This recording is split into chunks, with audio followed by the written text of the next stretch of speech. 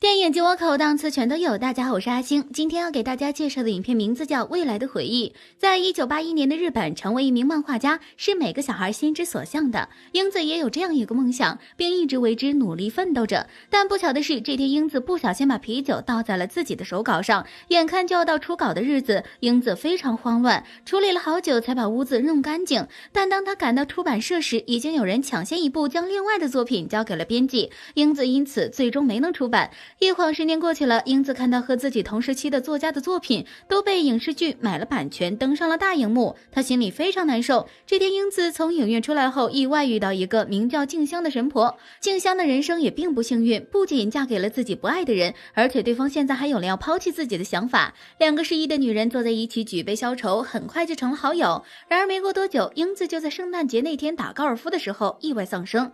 静香吊唁英子时，也在夜路上遭遇了意外。好在事实上，英子并没有死，她只是意外地穿越回了10年前。重获新生的她灵机一动，作为一个来自10年后的人，自己什么大火的漫画没有看过，只要随便剽窃未来的一部作品，不就可以卖很多钱了吗？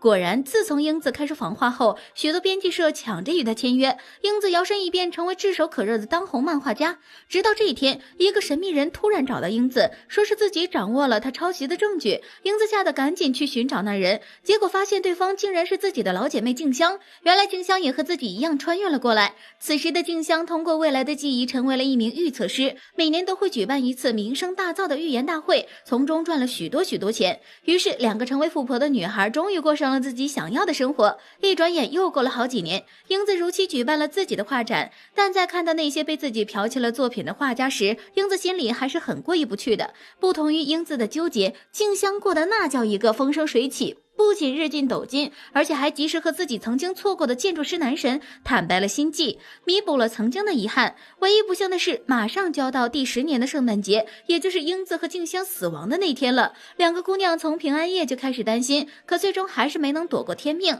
两人再次出了意外。谁曾想死去的两人竟然又穿越回到了10年前，合着这是一个无限循环呢。这次的英子下定决心，不再剽窃别人的漫画，而是用自己的努力去创作一本可以出版的原创漫画。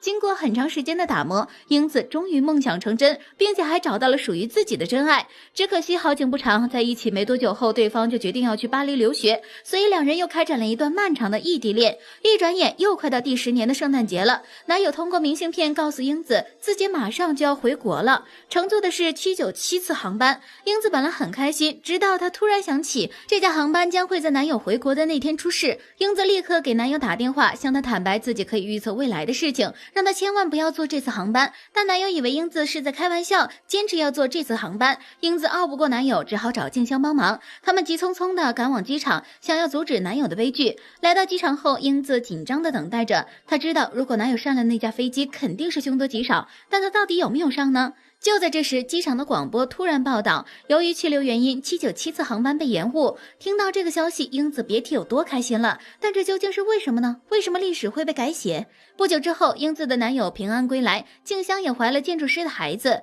姐妹两人都不想再穿越从头开始了，但明天就是圣诞节了，按照命运的发生，他们两人必定会死去。好在奇迹的事情再次发生，当英子第2天把高尔夫球打进洞后，她像之前一样倒在了地上，但这次她没有死，而是坚强地从地上爬了起来。这下子静香和英子彻底逆天改命，各自过上了他们最想要的生活。英子和静香的故事告诉我们，人的命运都是掌握在自己手里的，只要你愿意改变并及时为之付出行动，一定会得到收获。如果犹豫不决，优柔寡断，那么很有可能会错失良机，抱憾终身。好了，以上就是本期阿星谈电影，下期节目同样精彩，小伙伴们千万不要错过哦。